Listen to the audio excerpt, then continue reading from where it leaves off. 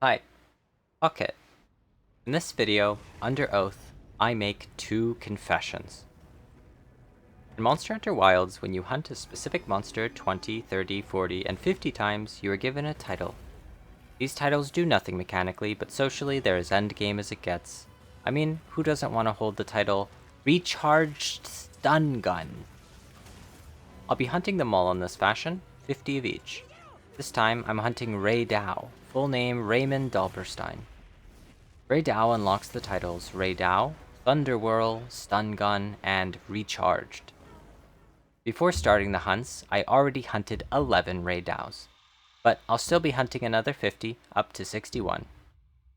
If you're new to the series, I have a little challenge where I switch weapons every 2 monsters. We've been through Greatsword, Heavy Bowgun, Hunting Horn, and Dual Blades, and up next is Switch Axe. Apart from my first 50 with Chatacabra, where I hunted the Tongue-Tied Tempered Chata event quest, in these challenges, I hunt 50 of a monster through high-rank investigations, prioritizing tempered versions when I can find them.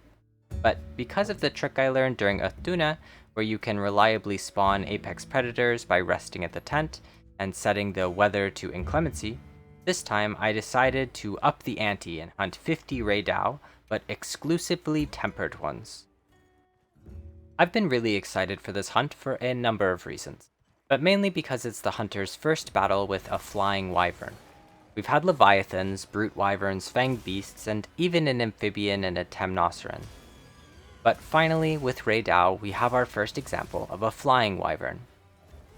I'm surprised this is the first one we fight in the story because this species is absolutely massive across the Monster Hunter franchise.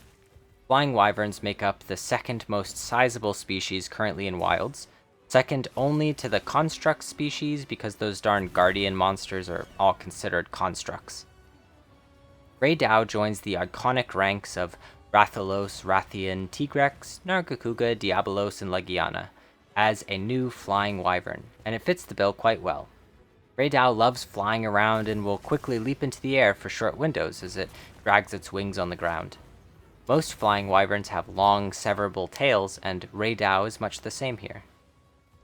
A good rule to look out for when determining whether something is a flying wyvern is to watch out for their big bodies and big wings.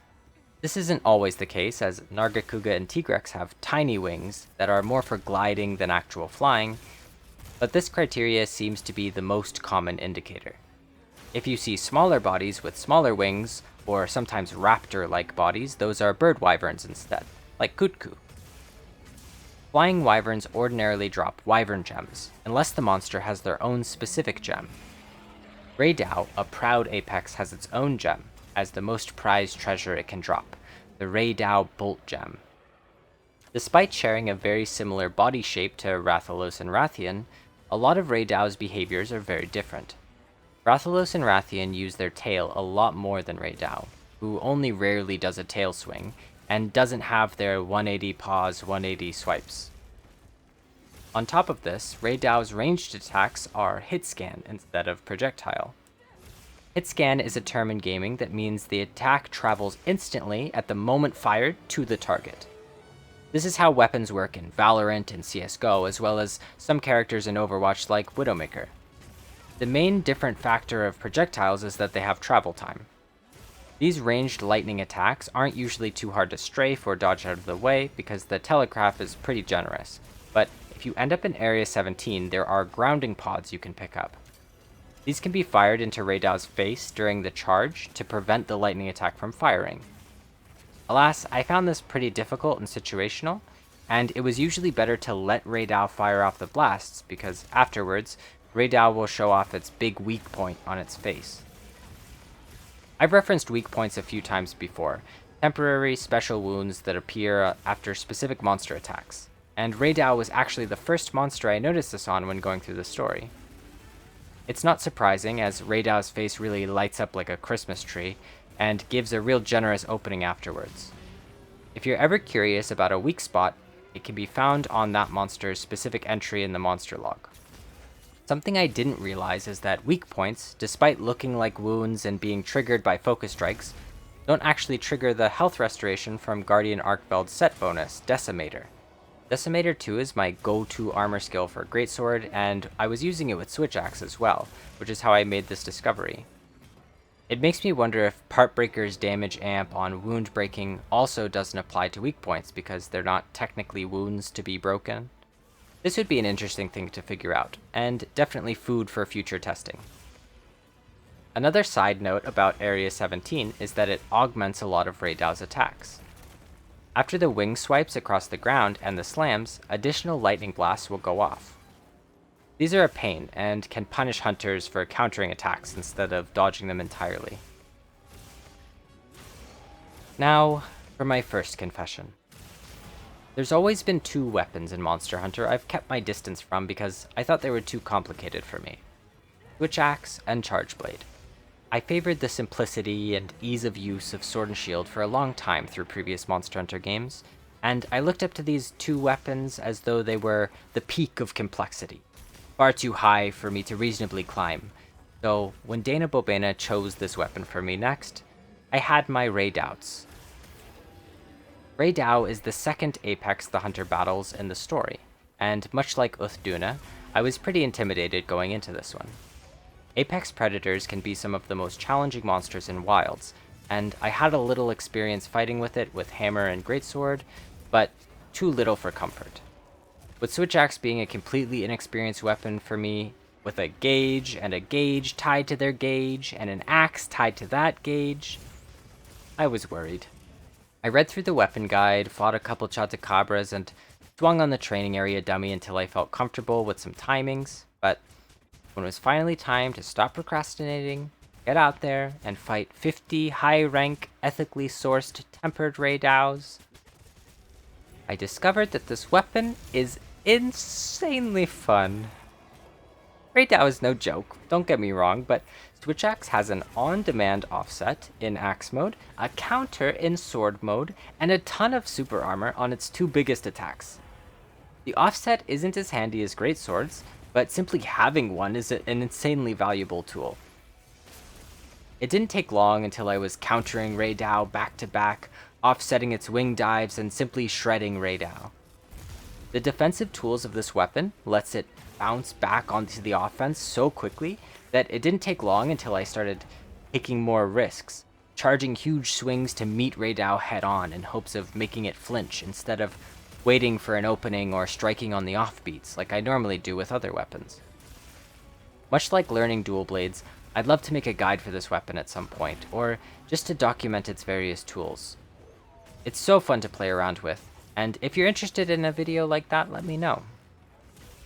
I guess it's time for my second confession.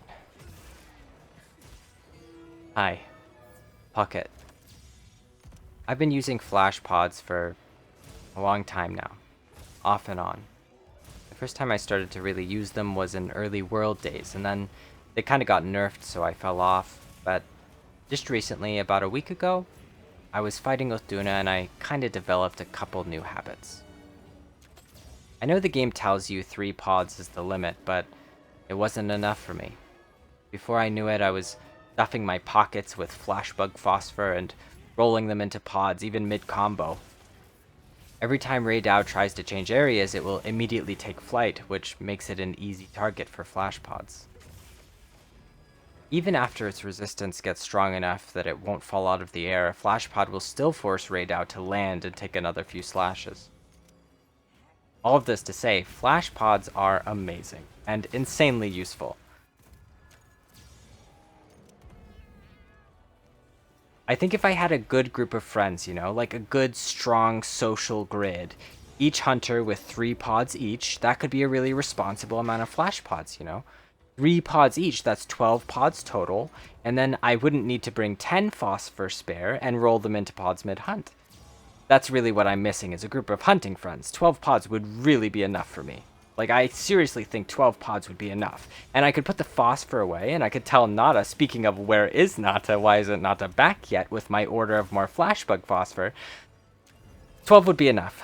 Trust me. Look, I can stop at any point. I don't have a problem. Look, just try it. If you try it, you'd understand. There's nothing like flashing a monster out of the sky. Just nothing like it. And if you give it a try, you'd understand. So